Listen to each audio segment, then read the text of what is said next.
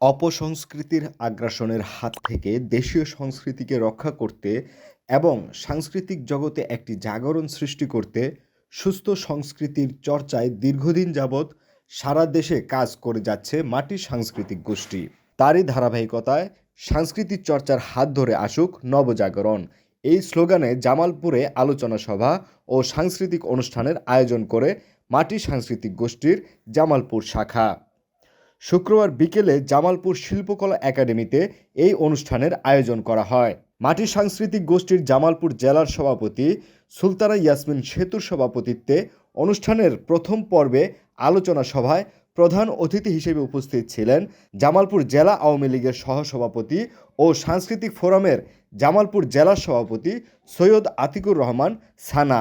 মুখ্য আলোচক হিসেবে বক্তব্য রাখেন মাটির সাংস্কৃতিক গোষ্ঠীর কেন্দ্রীয় কমিটির সহসভাপতি রিয়াদুল হাসান।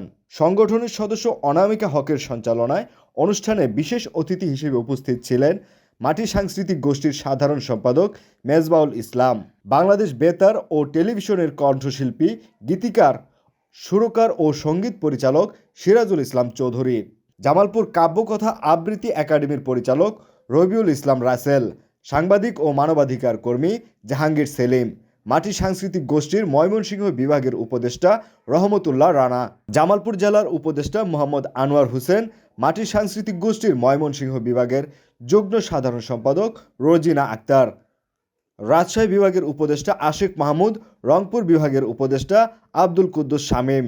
মুখ্য আলোচক তার বক্তব্যে বলেন, সংস্কৃতি পারে মানুষের মনের দিক থেকে বদলে দিতে। এ সময় প্রধান অতিথি ও বিশেষ অতিথিবৃন্দ তাদের বক্তব্যে মুখ্য আলোচকের বক্তব্যের সাথে সহমত পোষণ করে বলেন, অপসংস্কৃতি রুখে দিতে সুস্থ সংস্কৃতির চর্চা আবশ্যক। পরে অনুষ্ঠানের দ্বিতীয় পর্বে মনোজ্ঞ সাংস্কৃতিক অনুষ্ঠান, গান, আবৃত্তি ও নৃত্যের তালে মেতে ওঠে জামালপুরের শিল্পকলা একাডেমি।